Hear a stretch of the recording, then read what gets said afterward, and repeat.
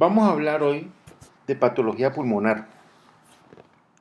Este es un tema importante porque pulmón es una fuente frecuente de mortalidad en la población mundial y algunas de las lesiones más comunes estadísticamente encontradas entre causas de mortalidad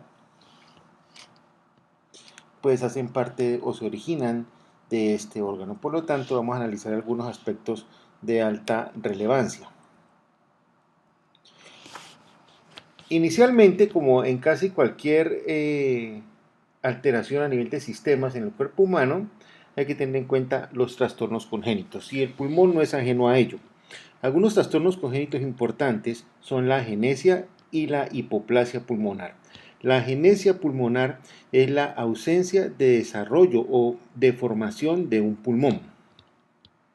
Exactamente significa que un pulmón no se desarrolla.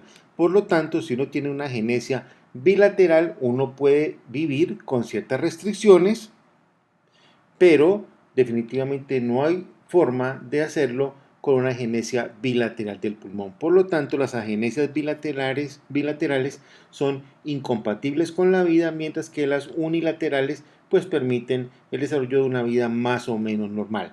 La hipoplasia pulmonar es la falta de desarrollo de algunas áreas del pulmón. Puede ser un lóbulo completo, puede ser un segmento de un lóbulo, puede ser una hipoplasia a nivel de los bronquios, una hipoplasia vascular. Entonces, las hipoplasias son falta de desarrollo o ausencia de desarrollo de áreas del pulmón. También podemos encontrar otras alteraciones como las que vamos a ver a continuación.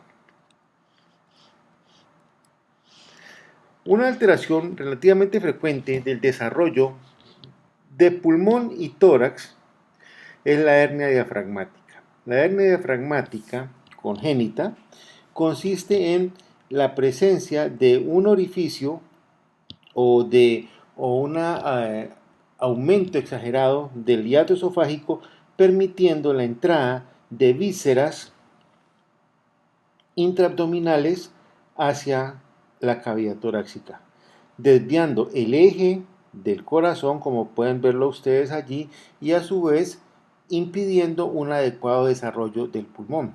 Las hernias diafragmáticas, como ustedes pueden ver en esta imagen, se asocian a hipoplasias pulmonares y alteraciones semejantes.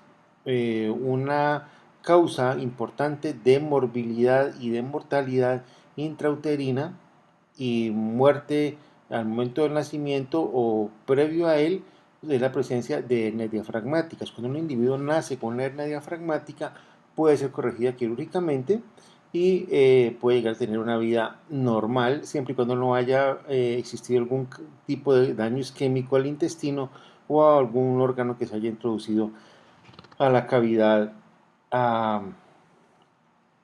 torácica. Lo que sí es cierto es que generalmente los pulmones sufren en el desarrollo de una hernia diafragmática y pueden encontrarse atrofias de nacimiento de pulmón, lo cual tiene un impacto serio y profundo en la vida posterior de un individuo. Muy bien. Otro trastorno relativamente frecuente son las fístulas. Las fístulas son comunicaciones entre segmentos o entre áreas anatómicas diferentes. En este caso, las fístulas más comunes del tracto respiratorio son fístulas de tipo tráqueo-esofágico, como ustedes pueden observar aquí. Aquí observamos, por ejemplo, una fístula esófago-traqueal y una fístula tráqueo-esofágica. Recuerden, las fístulas siempre se denotan desde el segmento que va de arriba hacia abajo. Por lo tanto, como ustedes ven acá, viene un pedazo de esófago que se une a la tráquea, es una fístula esófago-traqueal. Aquí ocurre al contrario, viene la fístula desde arriba en la tráquea hacia el esófago, es una fístula tráqueo-esofágica, es una fístula doble. Estas fístulas pueden ser corregidas quirúrgicamente, dándole al individuo una vida normal. Aquí vemos otro tipo de fístula. Aquí vemos una fístula con atresia esofágica y vemos una fístula con una atresia de la tráquea. Esta fístula con atresia traqueal es incompatible con la vida o de muy difícil reparación quirúrgica. Este tipo de fístula que vemos acá en el cuello hay atresia de esófago con un poco de estenosis de esófago también puede llegarse a corregir quirúrgicamente. Y uno de los problemas más grandes asociados a las fístulas es la broncoaspiración de material lácteo poco después de nacer. Entonces, esto es algo para tener en cuenta, fístulas que afectan el tracto respiratorio. Aquí vemos lo que habíamos descrito hace un momento, lo que es una agenesia. Ustedes observan aquí, hay ausencia completa de pulmón en la cavidad pulmonar del lado izquierdo. El pulmón del lado contrario hace una especie de hipertrofia compensatoria y a su vez puede traccionar y desviar un poco el eje traqueal como ustedes lo observan aquí. En este caso observamos una hipoplasia pulmonar, un pulmón pequeño. Falta de desarrollo completo del pulmón. Como les decía hace un rato, esas hipoplasias pueden ser completas del pulmón, o sea, un pulmón pequeño. Pueden haber hipoplasias de lóbulos, de segmentos de lóbulos, etc. En este caso estamos viendo una hipoplasia pulmonar completa. Aquí vemos otra alteración que ocurre en ocasiones, se llama un secuestro pulmonar. Un secuestro pulmonar ocurre cuando un área de pulmón no recibe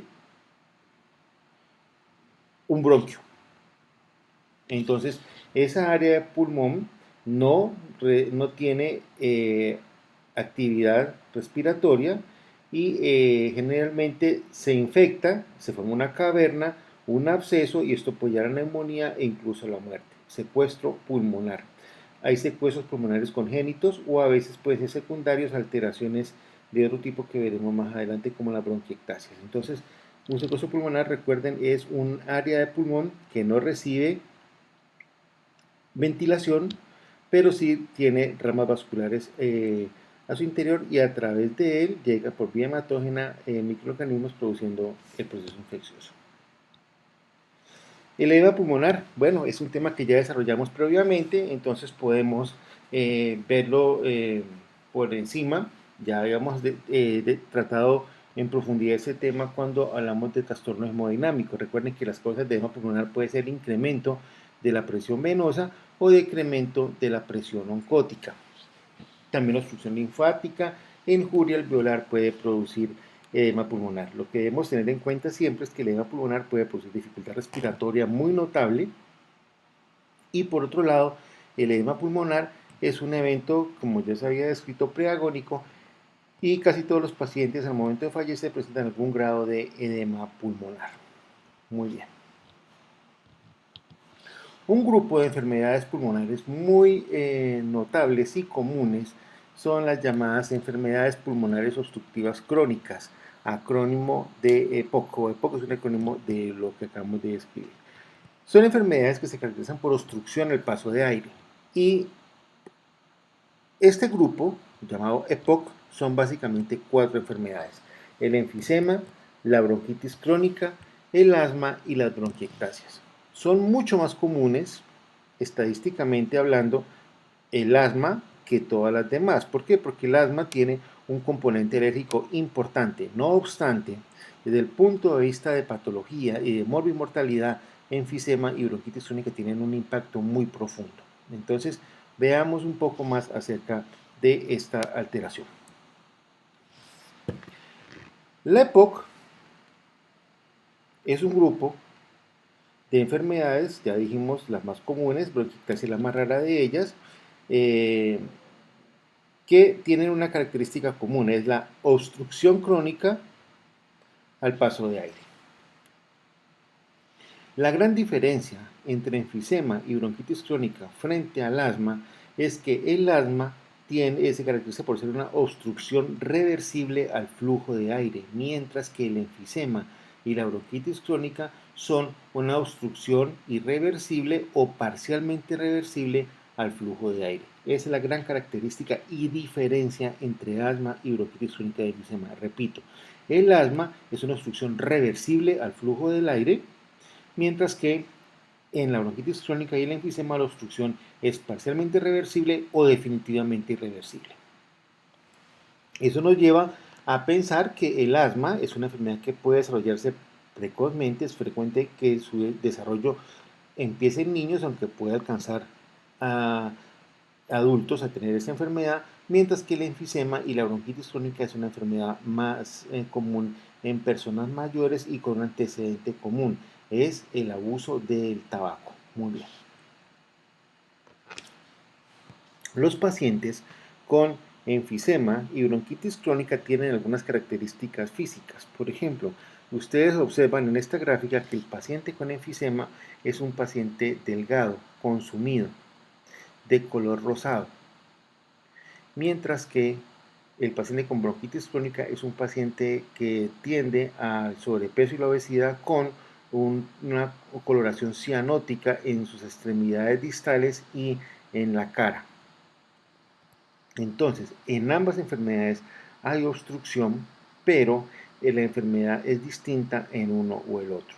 Es frecuente que un paciente bronquítico crónico después de un tiempo evolucione a un enfisema. El enfisema es una enfermedad de estado terminal sumamente delicada. Algunos pacientes evolucionan directamente a enfisema. Entonces, el enfisema es una enfermedad pulmonar obstructiva crónica de estado terminal. Hay diferentes tipos de enfisema según su localización anatómica. Los enfisemas pueden ser centroacinales cuando comprometen los acinos de la parte central del árbol bronquial, panacinar cuando los comprometen todos o paraseptal cuando se ubica alrededor de los septos. Si uno quiere hacer una comparación del enfisema con otra enfermedad, más o menos el enfisema es un equivalente a la cirrosis hepática a nivel pulmonar. La gran característica morfológica del enfisema es la hiperinsuflación, es decir, atrapamiento de aire. Y ese atrapamiento de aire lleva a que la pared de los alvéolos se dañe y se formen bulas. Bulas son una especie de burbujas que aparecen en el pulmón, las veremos en un momento. Las neumonías recurrentes son comunes en pacientes con enfisema y estos pacientes suelen fallecer por falla pulmonar. Aquí vemos un corte de un paciente enfisematoso y si ustedes observan con detenimiento hay una serie de burbujas, ¿sí?, sobre el parénquima pulmonar. Esas burbujas están llenas de aire. Esas son las llamadas bulas enfisematosas. En realidad lo que son estas bulas enfisematosas son espacios pulmonares dilatados de pared muy delgada y llenos de aire atrapado por el enfisema. En un momento dado, estas bulas pueden romperse y puede producirse una alteración en la que hay salida de aire hacia la cavidad torácica. Ese flujo de aire puede ser constante o momentáneo y estable y eso se llama un neumotórax. Aquí vemos variedades de enfisema, así es la distribución normal del árbol alveolar. Aquí vemos un enfisema centroacinar y aquí vemos un enfisema panacinar que compromete todo el árbol o toda la trama alveolar de una región pulmonar. Entonces, ustedes ven que es un proceso evolutivo. A medida que avanza, la cosa se complica mucho más y generalmente un enfisema panacinar ya es una lesión muy compleja de condición terminal. Macroscópicamente, un paciente con un enfisema, uno puede observar una serie de orificios de tamaño variable, como ustedes ven aquí, son las lesiones bulosas que ocurren en el pulmón. Realmente, ¿qué es lo que sucede en el enfisema? Bueno, lo que sucede en el enfisema es que hay una destrucción de la trama de la pared de los alvéolos, como ustedes ven acá, formando grandes espacios cavitarios y eso lleva al atrapamiento de aire y a su vez pérdida del área disponible para a realizar intercambio gaseoso. Esa es la razón por la cual estos pacientes presentan asfixia permanente. Tienen gran dificultad para intercambiar oxígeno por CO2. Muy bien. El enfisema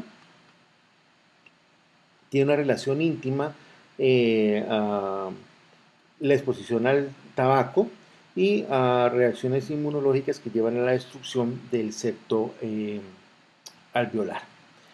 Y por supuesto, hay un gran atrapamiento de aire con aumento de la presión intratorácica y esto dificulta aún más la respiración de esos pacientes. Los pacientes experimentan entonces una sensación de asfixia permanente. Muy bien.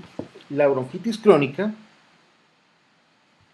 tiene como causa número 1 el consumo de cigarrillo, pero también puede ser producida por polución o por algunas ocupaciones, pero lo más frecuente es asociada al cigarrillo.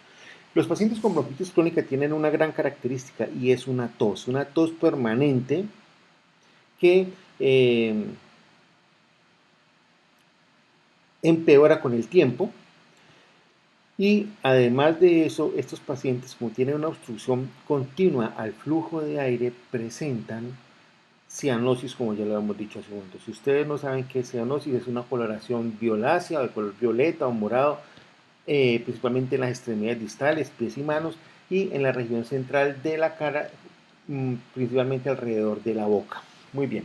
Esos pacientes con bronquitis crónica, después de muchos años de enfermedad, cuando se complican, progresan a enfisema y hablando de las alteraciones patológicas de estos individuos, hay hipersecreción de moco, uno puede encontrar aumento de las células caliciformes en la trama bronquial y de ahí viene la hipersecreción de moco y además hay una inflamación crónica que lleva a reparación y a daño de los bronquios.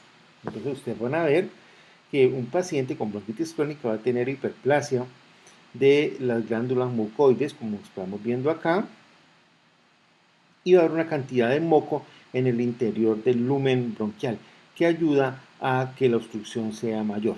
O sea, hay la hiperplasia de las glándulas acinares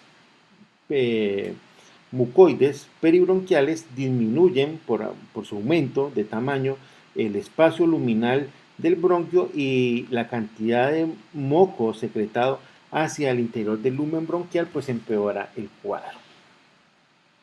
Muy bien.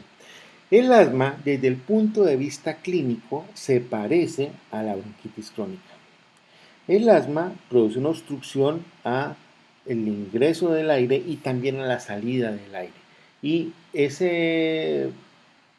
obstrucción o esa dificultad para hacerlo se debe principalmente a la estenosis brusca, al cierre brusco de los bronquiolos respiratorios, generalmente debido a una reacción alérgica o a reacciones de otro tipo, como lo veremos ahora.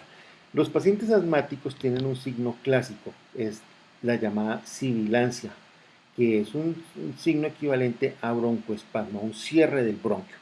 El asma tiene un fuerte componente alérgico y ese componente alérgico está mediado por una reacción eosinófila o de eosinófilos y generalmente los primeros signos de asma aparecen en la infancia, persisten durante toda la vida del individuo con un poco de aminoramiento en la mayor parte de los individuos hacia la vida adulta. No obstante, algunos individuos asmáticos permanecen con condiciones muy agudas de su enfermedad durante toda su envergadura de vida. Muy bien. El asma puede ser de dos tipos, atópica o no atópica. El asma atópica es conocida también como asma alérgica, es decir, aquella asma que se desencadena debido a un fenómeno reactivo alérgico conocido o no conocido. El asma no atópica es secundaria a procesos infecciosos, sobre todo a procesos virales, y se caracteriza por cierto grado de dificultad respiratoria, sensación de no poder respirar bien y tos continua. Muy bien. En el asma uno encuentra algunos cambios importantes. Primero, hipersecreción mucoide, que puede llegar a ser tan serio que puede haber tapones de moco dentro de los bronquiolos. Uno puede morir de una crisis asmática y cuando un individuo muere por una crisis asmática se debe básicamente a la acumulación de tapones de moco que masivamente ocluyen todo el árbol respiratorio produciendo dificultad respiratoria y muerte del individuo. Como el asma es una reacción inflamatoria, generalmente está mediada por eosinófilos en su fase aguda y también por infiltración de linfocitos en fases posteriores. Entonces van a encontrar un componente inflamatorio prominente. Hay un estrechamiento luminal porque el músculo liso produce broncoconstricción y como el asma es un fenómeno repetitivo, pues entonces no es común, no es raro encontrar que el músculo liso de los bronquiolos se hipertrofia. Y la hipertrofia del músculo liso lleva a que las crisis asmáticas sean cada vez más frecuentes, ocurran con mayor facilidad y además de lo anterior sean cada vez más serias y complicadas. Entonces recuerden, hay asma alérgica versus asmas no alérgicas. Una asma alérgica puede ser desencadenada por ciertos vegetales o hierbas, sobre todo cuando se realizan podas. El polen puede producir, o algunos medicamentos pueden producir cuadros matiformes, algunos alimentos, mascotas. El propio componente genético tiene mucho que ver en el desarrollo de asmas alérgicas, mientras que las asmas no alérgicas se relacionan más a procesos postinfecciosos, sobre todo el tracto respiratorio superior. ¿Cuáles son los inductores del asma más comunes? Bueno, definitivamente las infecciones. Y de las infecciones, los resfriados comunes o algunas infecciones virales pueden producir asma de manera significativa. La sinusitis y los pacientes con bronquitis o antecedente de bronquiolitis en la infancia tienen una alta incidencia de asma en la adolescencia y en la vida adulta. También alergenos como el polen, algunas hierbas, el pasto puede producir crisis asmática, el polvo que hay en las casas, ¿sí? Las plumas, animales, el relleno de algunos muebles puede producir asma de gran manera y esporas de hongos también se asocia a fenómenos inductores del asma. No solo eso, irritantes inhalados como la pintura, la gasolina, el humo del tabaco, químicos industriales en general, vapores pueden llegar a producir cuadros de asma. El aire frío, hay individuos que por ejemplo desarrollan cuadros de broncoespasmo asmático por uso de aire acondicionado, ¿sí? Y contaminantes ambientales también pueden producir crisis asmáticas. Y hay algunas causas un poco más exóticas, por ejemplo, la risa. Hay descripción de cuadros asmatiformes secundarios a ataques de risa, al ejercicio físico, al estrés y algunas drogas, entre ellas la aspirina, pueden llegar a producir cuadros de asma. Lo que encontramos en el asma entonces es una reacción en la cual se produce un broncoespasmo, ¿sí? Y cierra la vía bronquial y además hay una producción excesiva de moco llevando a una obstrucción al paso del aire. Para uno revertir la crisis asmática entonces uno utiliza generalmente medicamentos que activan el receptor beta-2 adrenérgico produciendo una broncodilatación. Esto es lo que hacen algunos medicamentos broncodilatadores como por ejemplo el salbutamol. El asma entonces, básicamente, es la obstrucción, el cierre de un bronquio respiratorio, llevando dificultad para que el aire entre y para que el aire salga. Al pasar el aire por ese bronquiolo estrecho, se produce ese silbido característico del paciente en crisis asmática que conocemos con el nombre de sibilancia. No olviden que también los pacientes con asma pueden tener depósitos de moco y desarrollar tapones de moco que pueden llegar incluso a producir la muerte. Muy bien.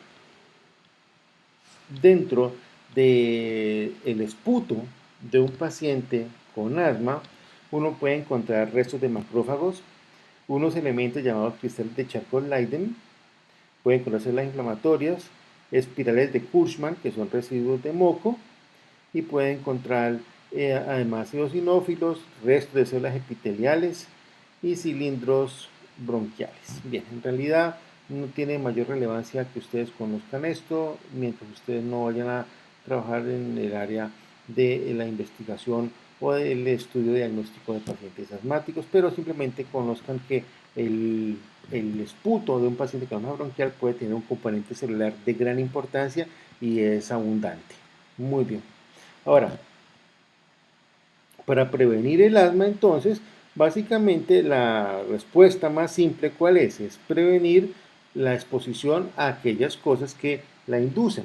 Para prevenir la exposición, pues hay que tener un claro conocimiento de qué le produce al individuo la crisis asmática y simplemente evitar estar expuesto a ello. Vemos un paciente que presentó muerte por una crisis asmática.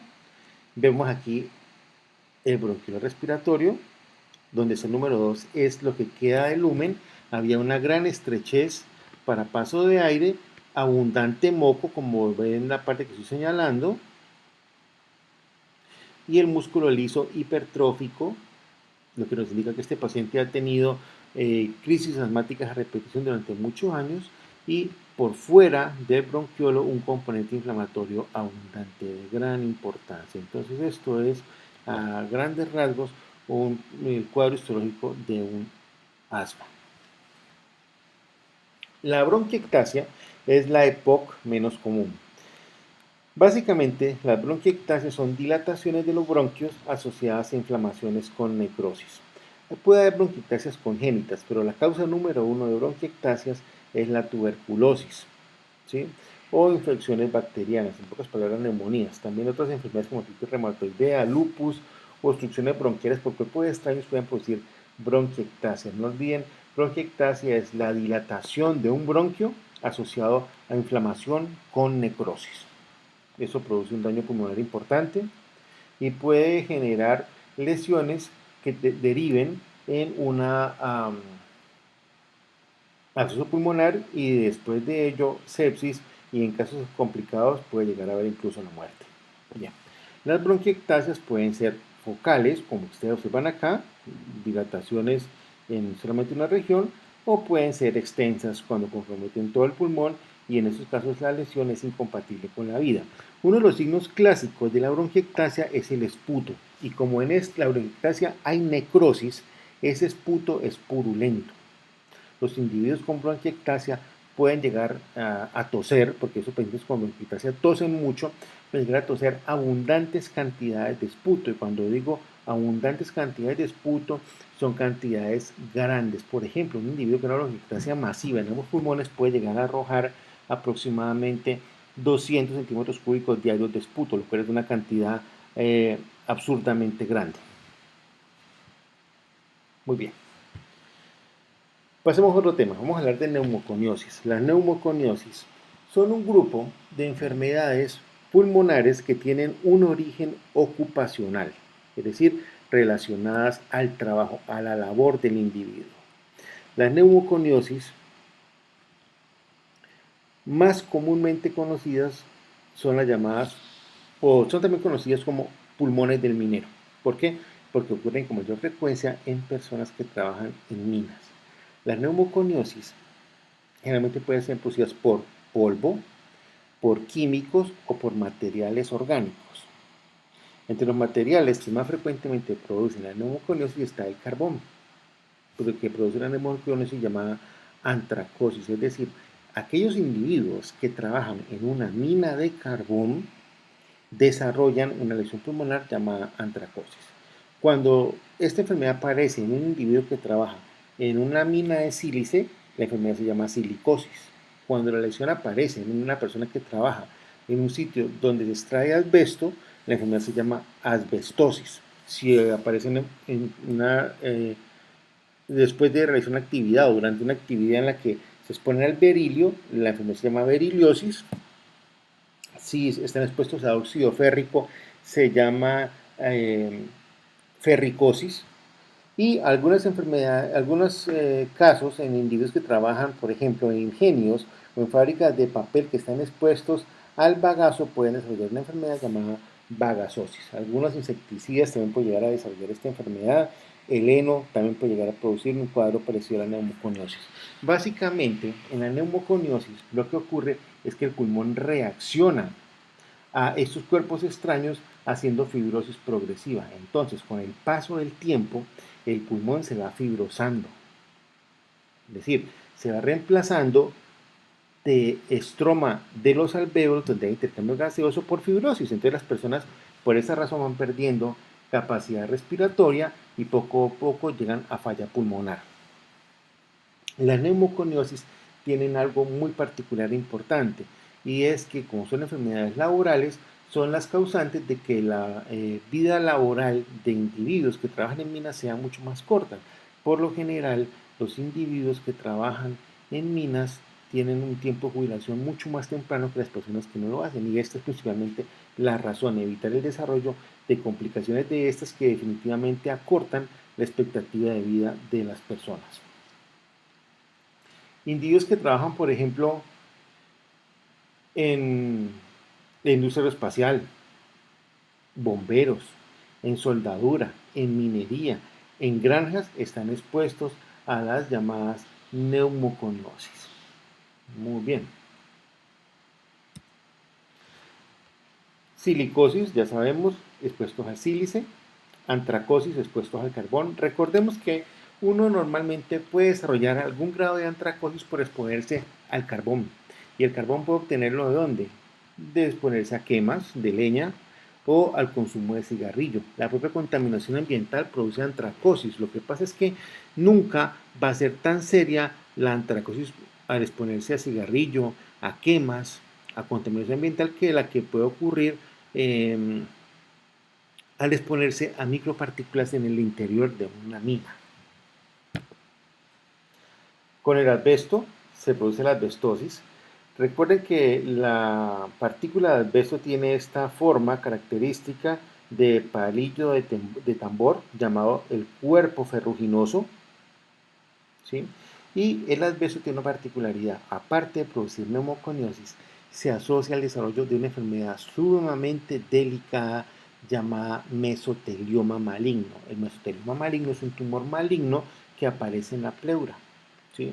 Hace metástasis y es una enfermedad extremadamente mortal y poco tratable. Eso está relacionada a la exposición crónica al asbesto. Algunos granjeros pueden desarrollar un cuadro muy parecido al de una neumoconiosis sin trabajar en minas por inhalación de algunas esporas provenientes de Actinomycetes thermophilico, que está presente en el heno. Entonces, el pulmón del granjero es una enfermedad común. Esas personas que trabajan en el campo están expuestos a enfermedades muy comunes. Ustedes van a encontrar en los libros descripciones, por ejemplo, del pulmón del criador de palomas, del criador de gallinas, que son individuos que inhalan partículas, por ejemplo, que están contenidas en la materia fecal seca de las aves, y puede producir un cuadro muy parecido. La vagasosis, que debe ser relativamente frecuente y estadísticamente poco reportada en el Valle del Cauca, donde tenemos una industria importante del bagazo para producción de papel a partir de la caña de azúcar. La vagasosis es producida por la inhalación de partículas de termoactinomyces sacchari. Entonces, no olviden, cuadro respiratorio, de deficiencia respiratoria en pacientes que están expuestos al bagazo, al bagazo de caña de azúcar. Muy bien. Ya habíamos hablado en clases previas de embolia pulmonar, entonces podemos ir un poco más rápido sobre esto, haciendo énfasis en algunas cosas. Ya sabemos que la causa número de embolia pulmonar son émbolos que aparecen en venas profundas del miembro inferior y migran al pulmón, que se requiere que se cumpla la tríada de Virchow para que un individuo tenga una embolia pulmonar. Y generalmente los pacientes que hacen embolia de pulmón están expuestos o tienen antecedentes de ser expuestos a estados debilitativos con inmovilización o después de una cirugía. Cuando uno tiene una embolia pulmonar, se presenta lo que se llama una alteración del índice ventilación-perfusión. El índice de ventilación-perfusión es el apareamiento entre la cantidad de aire que llega al pulmón, que se intercambia, y la cantidad de oxígeno que pasa en la sangre. Cuando uno tiene una embolia pulmonar, ¿qué sucede? Los vasos se tapan, entonces sigue llegándole aire al pulmón, el aire entra perfectamente, no hay obstrucción a su paso, pero no llega sangre para que ésta se oxigene. Entonces, eso se llama un desacople del índice ventilación-perfusión o una alteración del índice ventilación-perfusión. Eso es lo que ocurre básicamente en una embolia pulmonar. Ya habíamos visto esta imagen en otra clase cuando hablamos de las embolias pulmonares mayores y menores. Entonces, el signo característico es la disnea y obviamente una tiene mayor riesgo de muerte que la otra. Este tema lo desarrollamos anteriormente. Bien, las neumonías. Las neumonías son procesos infecciosos que comprometen el pulmón. Entonces, cuando ustedes oigan hablar de neumonía, ustedes van a encontrar algunos términos importantes. Uno de ellos es el famoso NAC o NAC, como le llaman los estudiantes, o neumonía adquirida en comunidad. La otra era llamada neumonía nosocomial o neumonía adquirida en ambientes hospitalarios. Otras variantes de neumonía un poco más raras son las neumonías asociadas al ventilador mecánico y la otra es la neumonía en personal de salud. Entonces, rápidamente desglosemos cada una de ellas.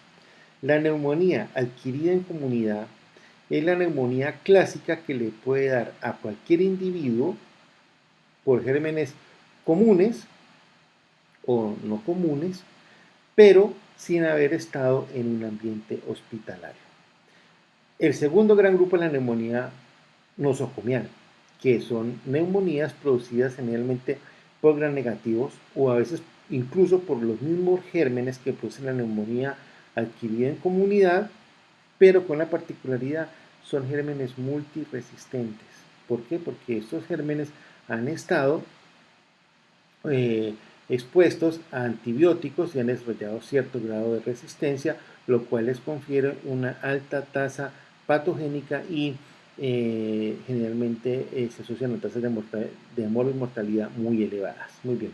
Las neumonías asociadas al uso de ventilador mecánico o al personal de salud tienen características semejantes a la neumonía nosocomial. Entonces no se olviden, los dos grandes grupos de neumonía son neumonía adquirida en comunidad y neumonía nosocomial. Ya saben ustedes cuáles son las diferencias entre una y otra.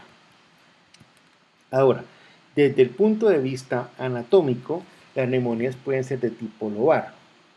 Cuando comprometen, como ustedes ven acá, todo un lóbulo. Por ejemplo, aquí se ve todo el lóbulo comprometido, el lóbulo superior comprometido, neumonía lobar. Las neumonías generalmente atraviesan 4 fases. Las fases son la fase aguda, luego viene la fase organizativa, luego viene la fase crónica y la fase resolutiva. Estas fases organizativas y crónicas anteriormente se le llamaban las fases de hepatización roja y las fases de hepatización gris. La terminología nueva habla de aguda, organizativa, crónica y resolutiva. Ustedes tienen que tener en cuenta algo respecto a la neumonía. La neumonía es una enfermedad compleja y de alta mortalidad. Y la razón por la que es de alta mortalidad es porque al llegar una infección al pulmón, a los espacios alveolares, se producen reacciones inflamatorias mediadas por neutrófilos y luego por linfocitos que suelen destruir el aparato alveolar, dificultando el intercambio gaseoso y a su vez por la extensa irrigación de la trama pulmonar, los microorganismos pueden alcanzar la sangre, migrar a otros órganos y producir la llamada sepsis o infección con falla orgánica múltiple. No es raro entonces considerar que una de las principales causas de muerte de la especie humana es la neumonía. Entonces, la neumonía es un tema que ustedes tienen que siempre mirar con objetividad y delicadeza cuando enfrenten un caso de este tipo. Veamos algunos gérmenes y otros aspectos importantes de neumonía. La neumonía por hemófilos influenza. El hemófilos influenza es el causante número 1 de neumonía en niños, sobre todo en niños de menos de 2 años. Cuando ustedes tengan un niño de menos de 2 años que tenga otitis, faringitis, meningitis, una celulitis o incluso una osteomielitis, la primera posibilidad es que sea por hemófilos influenza. Tan frecuente es que toda neumonía en un menor de 2 años es causada por hemófilos influenza hasta probar lo contrario. El hemófilo influenza también produce neumonía en individuos con EPOC, adultos con EPOC. Pero no lo olviden, la neumonía por hemófilo influenza es la causa número 1 de neumonía en niños, sobre todo en niños pequeños. Muy bien. El estafilococo también puede producir neumonía. Y una de las características de la neumonía producida por estafilococo es que produce empiema. ¿Empiema qué es? Es depósitos de pus. Entonces, el estafilococo es una bacteria productora de pus, es una bacteria piogénica. Entonces, cuando ustedes encuentren pus abundante en el pulmón, una muy buena posibilidad a considerar es el estafilococo como agente causal. El estafilococo es un germen oportunista. Entonces, ustedes van a observar que es frecuente que un individuo primero cuente en su historia que tuvo una virosis o una neumonía viral y luego se complicó mucho más. Entonces, como es un germen oportunista, encuentra un pulmón deteriorado por un cuadro viral y sobreinfecta el estafilococo y produce pues su neumonía con el característico empiema. El empiema es causante de derrame pleural, que ya en alguna clase habíamos discutido qué era. Es una acumulación de líquido, sobre todo, o de pus, en los recesos costofrénicos o en algunas otras zonas del pulmón, obliterando en la radiografía estos recesos costofrénicos en una imagen que ya habíamos explicado en clases anteriores. El empiema entonces se produce por exudación de material purulento y pues proveniente de necrosis del pulmón y puede producir este cuadro radiológico de la obliteración del receso costodiafragmático que habíamos visto en clases anteriores. Muy bien. La Klebsiella aerobacter también es un causante frecuente de neumonía, pero es un causante frecuente de neumonía particular porque esta es la causa número 1 de neumonía en alcohólicos. Entonces, si ustedes tengan un paciente con antecedentes de alcoholismo reciente, actual o antiguo y tenga una neumonía, probablemente esa es producida por Klebsiella aerobacter. Entonces, es otro dato a tener muy presente. Otro tipo de neumonía importante era llamada neumonía atípica. Y ese nombre atípico a veces nos hace pensar en procesos neoplásicos, etcétera, o en cosas raras. Pues bien, en el caso de la neumonía atípica es bien el nombre porque es algo fuera de lo común. Básicamente, en la neumonía atípica lo que hay es un cuadro clínico que se aparta de lo normal.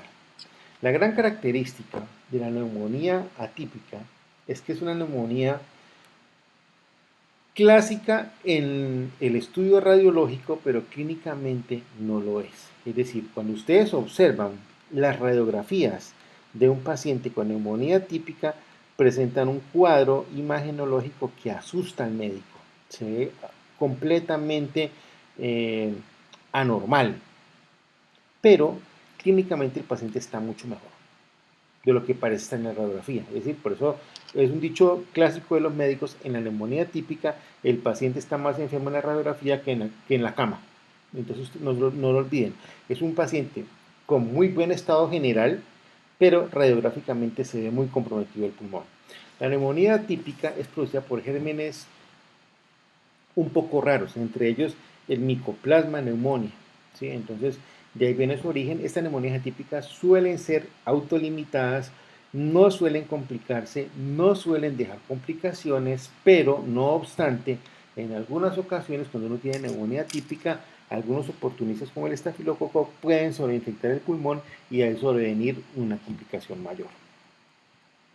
Bien, no olviden la neumonía típica. Usted puede encontrar el paciente con fiebre, un poco de tos seca, dolor de cabeza, un poco de malestar, un poco de escalofrío, pero en general el paciente no se ve tan mal clínicamente, pero la radiografía sí es muy anormal. Otro germen que con frecuencia produce neumonía atípica es el coronavirus. Entonces, germen causal de neumonía atípica. Bien. Cuando la neumonía se complica, se forman abscesos pulmonares. Los abscesos pulmonares pueden ser producidos por aspiración, por embolias sépticas, por tumores, ¿sí? O por neumonías no tratadas. La causa número 1 de absceso pulmonar es cualquier neumonía sin tratamiento. Por lo tanto, si ustedes tienen un paciente con neumonía y ustedes no lo tratan o no le dan el antibiótico que debe ser, seguramente ese paciente va a evolucionar a un absceso pulmonar. Un absceso pulmonar ya es una complicación mayor que pone en riesgo la vida del paciente porque con frecuencia estos pacientes avanzan hacia una sepsis.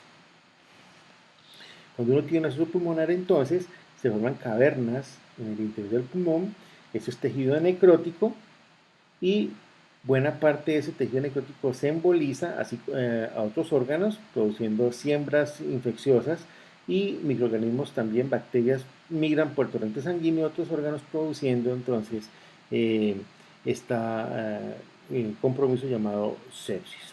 Muy bien. La neumonía aspirativa es un tipo de neumonía especial que ocurre en pacientes generalmente hospitalizados, ¿sí? Que están inconscientes, muchas veces conectados a respiradores artificiales, ¿sí? Y consiste en la broncoaspiración de sustancias o de microorganismos que infectan el pulmón, o que producen reacción química que deteriora el pulmón y a partir de ahí se produce una sola infección.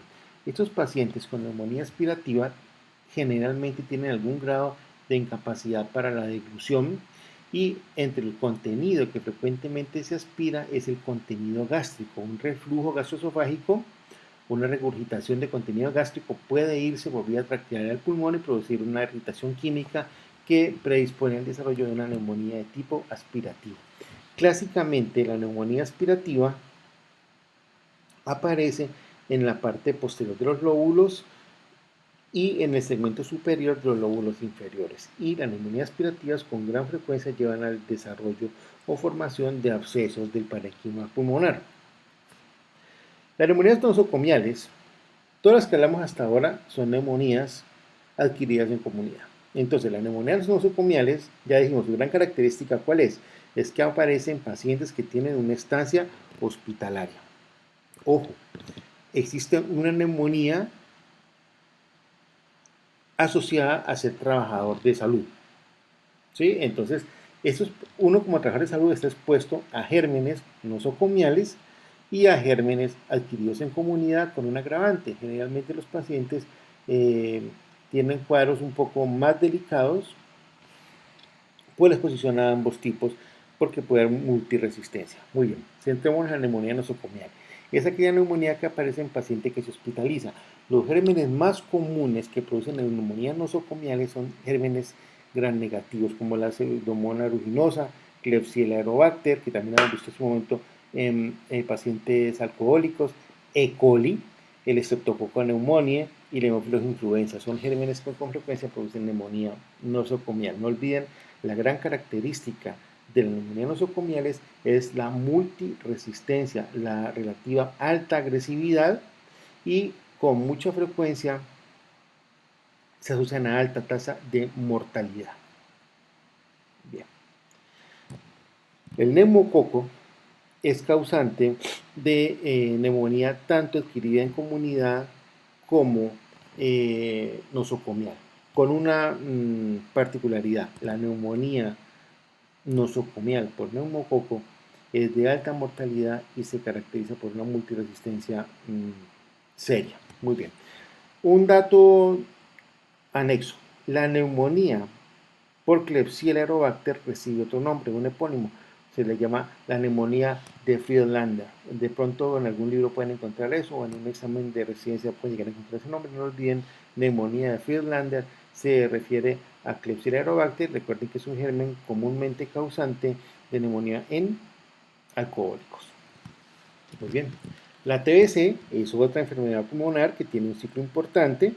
Ustedes harán énfasis en eso durante su curso de microbiología, pero es importante saber que el foco inicial de la tuberculosis tiene lugar en pulmón y de ahí, después de drenaje a ganglios linfáticos, comienza su diseminación y el deterioro del paciente asociado a la tuberculosis. La tuberculosis diseminada entonces es el paso por vía gastrointestinal debido a ingestión de esputo o por vía sanguínea o linfática a otros órganos que frecuentemente se complican con tuberculosis, como hueso, la espina dorsal, produciendo el llamado mal de Pot o tuberculosis vertebral, glándulas suprarrenales, riñón, ureter, la vejiga, los anexos, el sistema nervioso central, sobre todo cerebro y meninges, el hígado, el vaso, el peritoneo y los genitales, sobre todo el epididimo, presentan infección con alguna frecuencia de tuberculosis cuando ésta se logra diseminar. Recuerden que la tuberculosis es un proceso infeccioso asociado a condiciones sanitarias pobres del individuo o de una nación, o en su defecto a inmunosupresión. Recuerden también que en la tuberculosis primaria uno puede encontrar el llamado complejo de Ghon, que consiste en una lesión pulmonar fibrosada y unos ganglios linfáticos calcificados. Es muy frecuente que uno encuentre incidentalmente en radiografías en individuos el llamado complejo de Ghon, que no lo olviden, consiste en una lesión fibrosada después de una infección primaria por tuberculosis y unos ganglios linfáticos que se han calcificado después del proceso infeccioso. El granuloma tuberculoso entonces está compuesto por varias cosas y sobre todo células inflamatorias crónicas y macrófagos y en ocasiones células gigantes de tipo multinucleado llamadas células tipo Langerhans. Entonces no olviden, células tipo Langerhans se asocia a tuberculosis. La tuberculosis, cuando se complica en el pulmón, produce un espacio vacío, necrótico, llamado una caverna. Recuerden que esa necrosis que ocurre en pacientes tuberculosos es necrosis de tipo caseoso. Caseoso. Muy bien. Entonces, la caverna tuberculosa es una complicación grande en pacientes con TBC. Esa caverna produce tos con sangre, hemoptisis y a veces puede haber hemorragia pulmonar secundaria y puede producir la muerte. Entonces, muchos pacientes con tuberculosis mueren por una hemorragia masiva pulmonar secundaria a la ruptura de un vaso anexo a una caverna tuberculosa. Vemos imágenes de una tuberculosis extensa con múltiples cavernas y con presencia de múltiples granulomas y complejos de Ghon sobre todo el parénquima pulmonar. Recuerden que la tuberculosis puede ser una enfermedad mortal y aún en nuestro país es una enfermedad mortal cuya incidencia ha disminuido en los últimos 20 años, pero seguimos teniendo una incidencia y una prevalencia importante de tuberculosis en Colombia.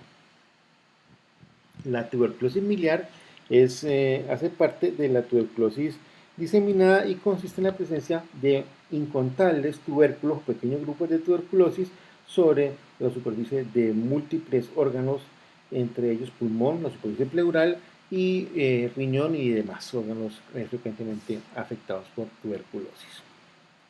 Bien. Analicemos tumores pulmonares. Cuando hablamos de tumores pulmonares, hay que tener en cuenta que el 90% son carcinomas. Cuando yo digo que el 90% son carcinomas, queda un 10% que pueden ser de otro tipo, por ejemplo, sarcomas de pulmón. Entonces, no se olviden, la mayor parte de los tumores de pulmón son carcinomas. En pocas palabras, son tumores de estirpe u origen epitelial. Y un 10% pueden ser sarcomas y otro tipo de tumores. El cáncer de pulmón es la primera causa de muerte por cáncer en los Estados Unidos. Los tumores de pulmón son de alta mortalidad. En nuestro medio, la supervivencia a 15 años del cáncer de pulmón puede rondar el 5%. Es decir, la posibilidad de sobrevivir a un cáncer de pulmón es mínima. Probablemente en Colombia, no solamente a 15 años, es mucho más bajo. Podemos estar a 5 años, 20% la mortalidad frente a cáncer de pulmón. Bien, el cigarrillo es causa frecuente y común de cáncer de pulmón. No lo olviden, el cigarrillo tiene una asociación frecuente. Ya hemos visto en la clase pasada que el cigarrillo también se asocia a infarto. Entonces, las dos enfermedades más asociadas al consumo de cigarrillo son cáncer, pero son infarto cardíaco y cáncer de pulmón. Hay un proceso evolutivo del cáncer de pulmón que hay que tener en cuenta. El paciente inicia a fumar y ese es un proceso evolutivo que toma tiempo, no es una cosa que ocurre de manera inmediata. Entonces, a medida que avanzan los años y la persona fuma, se produce una respuesta inflamatoria, inicialmente aguda, de muy corta duración y luego de tipo crónico prolongada, afectando el pulmón y a largo plazo produciendo cambios metaplásicos. Entonces, el primer cambio que ustedes van a notar en un fumador es una metaplasia secundaria a la inflamación. Primer cambio morfológico me refiero. Entonces, esa metaplasia va a consistir en el reemplazo del epitelio normal del tracto respiratorio, cilíndrico, simple, pseudoestratificado, por epitelio escamoso, estratificado como ustedes ven acá. Cilíndrico, ciliado, a epitelio escamoso estratificado. ¿Qué implicación tiene clínicamente este cambio? Pues una muy importante. Hay pérdida de las cilias. Las cilias ayudan al transporte de moco. Entonces, al no haber cilias que transporten el moco, el único mecanismo que le queda al árbol respiratorio para evacuar el moco que se produce, para atrapar todas las partículas que se inhalan en el humo del cigarrillo, es toser. Entonces, los pacientes con metaplasia pulmonar tosen con mucha frecuencia. El tiempo avanza y generalmente los pacientes pueden desarrollar una EPOC, ¿sí?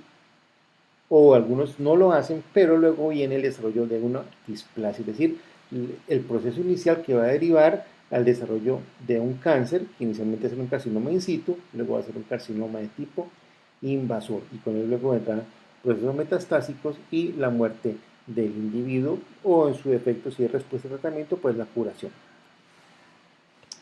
Aquí vemos un ejemplo de mucosa metaplásica del pulmón. Entonces ustedes ven que ha habido un reemplazo del epitelio cilíndrico por epitelio de tipo escamoso estratificado. Luego evolucionamos a una displasia, como ustedes observan acá, y luego ya hablamos de un carcinoma in situ, es decir, un carcinoma que compromete todo el espesor del epitelio del pulmón, y finalmente pues sobrevendrá la ruptura de la membrana basal y la invasión del estroma pulmonar y pasará a ser un carcinoma invasor, en el cual el pronóstico del paciente queda ya considerablemente comprometido. Hay dos tipos grandes de cáncer de pulmón, y los dos tipos son los carcinomas de células grandes y los carcinomas de células pequeñas. Entonces no olviden, hay dos grandes grupos de cáncer de pulmón, células grandes y células pequeñas. A su vez, los carcinomas de células grandes pueden ser carcinomas escamocelulares, pueden ser adenocarcinomas o pueden ser carcinomas de células grandes propiamente dichos. Para no complicarse la vida, en esta clasificación ustedes siempre piensen que hay dos grandes familias de carcinoma de pulmón, ¿sí? Células grandes y células pequeñas, y estos a su vez pueden ser carcinomas escamosos y carcinomas de glándulas, es decir, adenocarcinomas, ¿sí? Entonces uno puede tener pulmón carcinoma puro o escamoso y adenocarcinomas, carcinomas de glándulas. Muy bien. También en el pulmón aparecen los llamados carcinomas de células pequeñas. Y hay varios tipos de estos carcinomas de células pequeñas, pero el más característico e importante es el llamado carcinoma de células en avena. Este carcinoma de células en avena es importante porque es un tumor que produce hormonas. Y esta producción hormonal produce o lleva a la producción de los llamados síndromes paraneoplásicos, es decir, enfermedades paralelas a la presencia del tumor que comprometen mucho más la vida del paciente y la dificultan. Ven ustedes un carcinoma de pulmón, la masa crece generalmente cercana a la trama bronquial, entonces si aparece en el epitelio de los bronquios va a ser carcinoma, o si aparece en las glándulas de los bronquios va a ser un adenocarcinoma. Si aparece en aquellas células especiales que hay cerca de los bronquios que producen pequeñas cantidades de sustancias, van a ser carcinomas en células en avena. Si uno tiene un cáncer de pulmón, una de las pruebas diagnósticas que uno suele hacer es una broncoscopia. La broncoscopia consiste en introducir un broncoscopio, una pequeña cámara, a través del árbol respiratorio de la tráquea y encuentra uno una masa que obstruye el árbol bronquial, como ustedes observan en este caso. Aquí vemos un cáncer de pulmón diferente, un poco más aislado, ¿sí? Igual se origina en el epitelio de un bronquio y si se origina en el epitelio de alguna glándula puede ser un adenocarcinoma. Recuerden que en radiografía la masa se puede ver, entonces uno usa radiografías para aproximarse al diagnóstico de un cáncer de pulmón. Aquí vemos otra característica del cáncer de pulmón. El cáncer de pulmón puede ser multifocal, usted puede encontrar en múltiples zonas cáncer de pulmón en un mismo paciente al mismo momento. Incluso el cáncer puede ser extrapulmonar, como ustedes observan en este caso.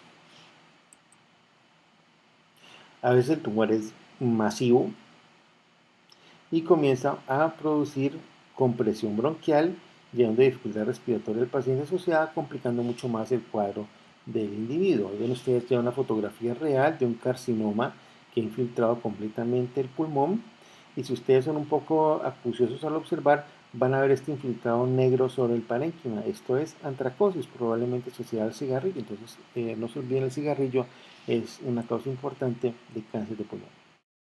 Una alteración vista en ocasiones asociada al crecimiento pulmonar es el llamado síndrome de Pancoast. El síndrome de Pancoast consiste en un tumor pulmonar que crece excesivamente por fuera del pulmón y comienza a comprometer tanto el plexo braquial como nervios cervicales, llevando a la aparición de brazo caído, alteraciones del nervio braquial, del plexo braquial, perdón, y párpado caído por alteración en algunos nervios que cruzan la región cervical, constituyendo el llamado síndrome de Horner, que está asociado al síndrome de Pancoast. Muy bien. Cuando uno tiene un cáncer de pulmón y él está haciendo metástasis con frecuencia, se produce un bloqueo linfático por trombos tumorales que llegan a los vasos linfáticos. Entonces, hay una obstrucción al drenaje de linfa del pulmón. Como el pulmón es un órgano con una gran actividad linfática, pues esta linfa no tiene otra parte más a donde drenar que a la cavidad torácica. Entonces van a encontrar frecuentemente derrames pleurales asociados a carcinomas de pulmón, ¿sí? Esos derrames pleurales pueden ser drenados mediante una toracentesis, la introducción de una aguja a la cavidad torácica, disminuir el volumen de líquido, y al examinar en la citología uno encuentra la presencia de células tumorales. No olviden, una effusión pleural siempre puede tener un origen de tipo neoplásico. Muy bien. Habíamos hablado de algunas endocrinopatías asociadas a cáncer de pulmón, sobre todo a aquellos carcinomas de células pequeñas, sobre todo esa variante llamada carcinoma de células en avena. El tipo de hormona producida puede variar. Por ejemplo, en algunas ocasiones, y es el caso más frecuente, se produce ACTH, hormona adrenocorticotrófica. Entonces puede producirse un cuadro asociado al cáncer de pulmón muy parecido a una enfermedad de Cushing. En otras ocasiones puede haber una secreción inadecuada de hormona antidiurética, y a veces puede haber producción inadecuada de hormonas paratiroideas. Entonces, no se olviden, hay algunas endocrinopatías asociadas a cáncer de pulmón. Generalmente se producen en el curso de infecciones neoplásicas, perdón, de infecciones no, de alteraciones neoplásicas con células pequeñas, células en avena o carcinomas células en avena, y el tipo más común de endocrinopatía asociada a cáncer de pulmón es la secreción inadecuada de hormona adrenocorticotrófica o ACTH. Muy bien. El pulmón es un excelente receptor de metástasis. También es un buen generador de metástasis, pero cuando hablamos de recepción de metástasis, bueno, es un receptor común que suele disputarse el primer lugar como estación de metástasis con el hígado y por lo general es el receptor más común de metástasis de casi todos los órganos. También el pulmón es la primera opción de metástasis para los sarcomas. ¿Qué órganos hacen metástasis al pulmón? Bueno, la glándula salival, el tiroides, la mama, riñón, el cáncer de intestino, ovario y útero, vejiga, próstata, todos son sitios que frecuentemente hacen metástasis a los pulmones. Bien.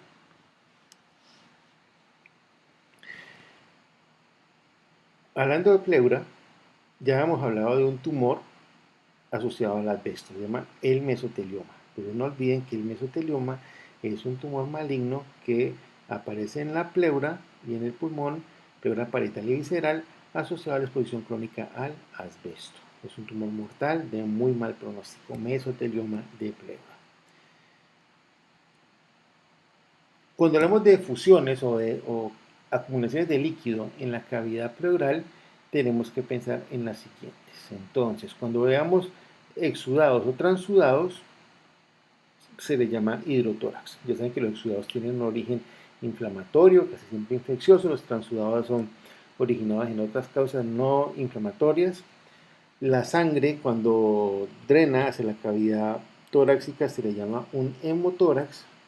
Y cuando tenemos una acumulación de linfa, se conoce con el nombre de un kilotórax. Entonces, por ejemplo, en este caso que veíamos anteriormente, en el pulmón, cuando hay bloqueo linfático, exactamente acá, esta efusión que hay de líquido hacia la cavidad pleural se le llama un kilotórax, no lo olviden.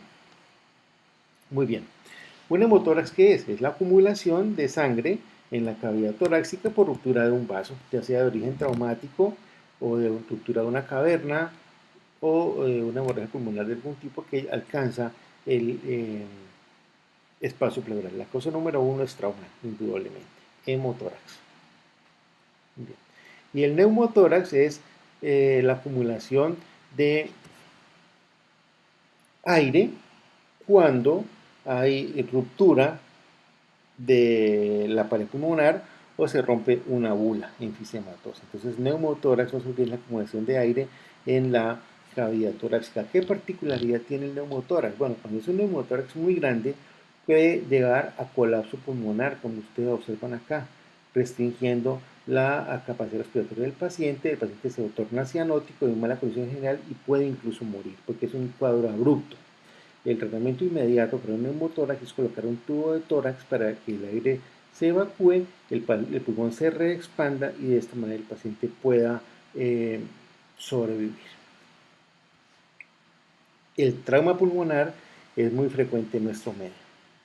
Y el trauma pulmonar puede ocurrir por lesiones traumáticas, se produce por lesiones traumáticas, obviamente, y las cosas más comunes son heridas por proyectil de fuego, heridas por arma blanca y heridas con penetrantes o no penetrantes en accidente de tránsito, heridas contusas. Entonces no se olviden de eso. En nuestro medio el trauma pulmonar es muy común y es una causa muy importante de muerte, sobre todo por la laceración de vasos pulmonares grandes, principalmente de ramas de la arteria pulmonar o la arteria pulmonar como tal. Esto produce entonces hemotórax masivo y el paciente no alcanza a llegar más a la urgencia, no se puede dar el manejo adecuado, el paciente generalmente muere en la escena o en el transporte a la unidad de urgencia. Entonces, no se olviden, en Colombia, en nuestro medio, trauma pulmonar es sumamente frecuente y la causa número uno de trauma pulmonar para nosotros suelen ser las heridas por proyectiles de arma de fuego. Muy bien. En algunos individuos que tienen neumotórax, puede ocurrir un cuadro un poco bizarro que es el llamado enfisema subcutáneo. El enfisema subcutáneo ocurre cuando, debido a una fractura costal, se rompe la pleura, se desgarra el pulmón y hay escape de aire hacia la cavidad torácica. Ese aire, tratando de salir, hacia el exterior por el orificio de la fractura costal produce disección de los tejidos blandos, y esa disección de tejidos blandos va a producir un edema generalizado de rápido crecimiento que puede llegar a producir compresión del tórax y del cuello, ocasionando la muerte del paciente por asfixia. Una característica de ese enfisema subcutáneo es la crepitación. Ustedes palpan la piel, la sienten edematosa y van a sentir que se rompen pequeñas burbujas. Entonces, cuando ustedes encuentran un cuadro de ese tipo, sospechen una fractura costal y un enfisema subcutáneo en curso.